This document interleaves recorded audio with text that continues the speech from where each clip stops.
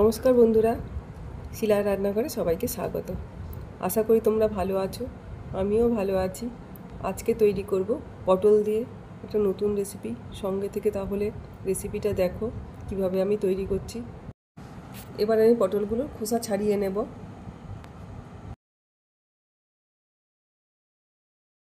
দেখো পটলগুলো এভাবে আমি ছাড়িয়ে নিলাম। সব পটলগুলো ছাড়ানো হয়ে গেছে। এবার একটা ছুরির সাহায্যে উপরের যে জায়গাগুলো আছে তার আস্তরণগুলো তুলে দেব। ফেলে দিলাম তুলে ফেলে।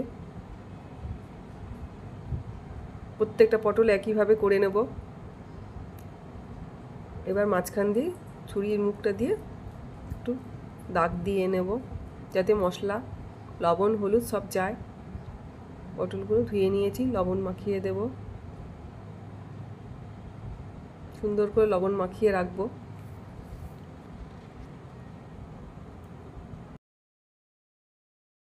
ওভেনটা জ্বালিয়ে কড়া বসিয়ে দেব। কড়াইতে সাদা তেল দিয়ে দিচ্ছি। তেলটা ভালো করে গরম করে নিতে হবে। এবার লবণ মাখানো পটলগুলোর মধ্যে হলুদ মাখিয়ে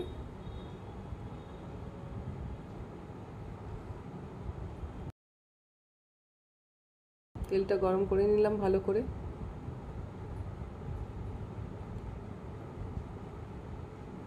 হলুদ লবণ মাখানো পটলগুলো এবার ভেজে নেব।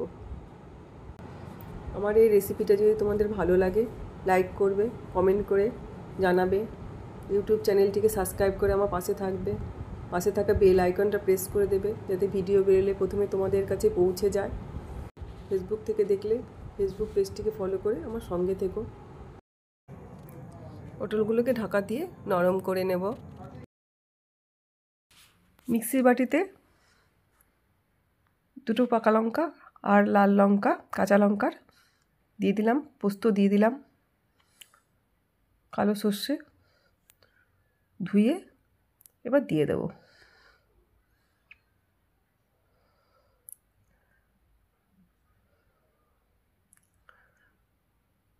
একটু জল দিয়ে দেব, দিয়ে পেস্ট করে নেব। এবার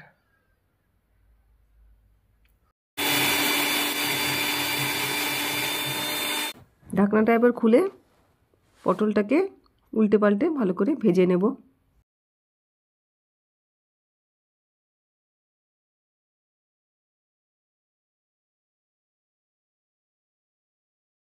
উল্টে পাল্টে লাল লাল করে ভাজা হয়ে গেল। এবার পটলগুলোকে নামিয়ে নেব।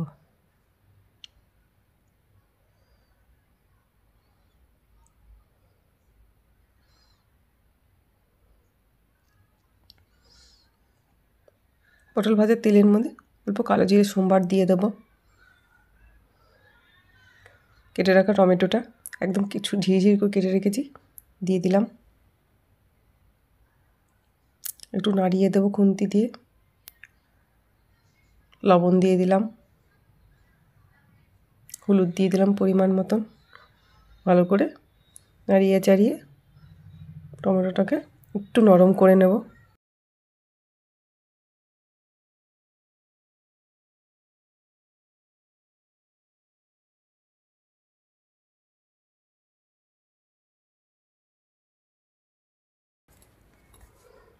মিক্সি বাটিটা খুলে এবার মশলাটাকে এর মধ্যে দিয়ে দেব।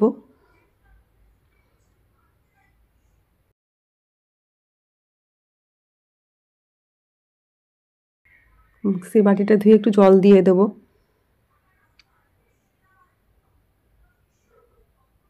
দিয়ে আবার সব কিছু দিয়ে একটু কষিয়ে নেব ভালো করে।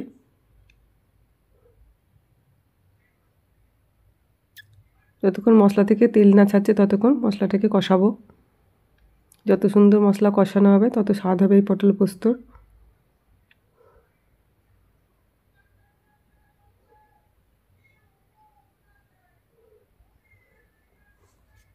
ভালো করে কষাতে হবে মশলাটাকে। এবার ভেজে রাখা পটলটা এর মধ্যে দিয়ে দেব।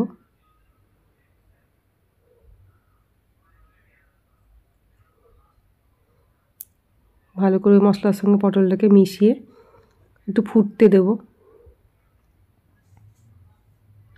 ঢাকা দিয়ে দেব 2 মিনিট নরম করার জন্য। 2 মিনিট হয়ে গেছে, ঢাকনাটা খুলে নিয়ে দেখে নিচ্ছি কত সুন্দর রং হয়েছে দেখতে। পটলগুলো অনেকটা নরম হয়ে গেছে। পটলটা নরম হয়ে গেছে।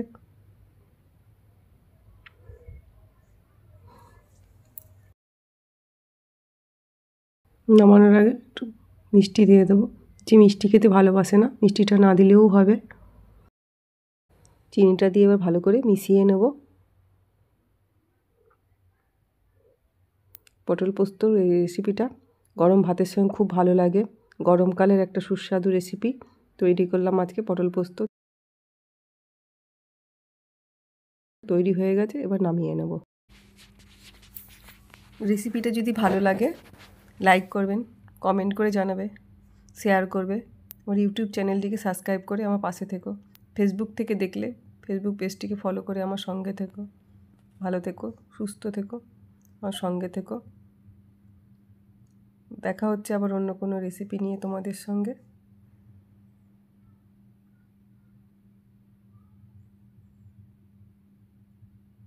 ধন্যবাদ।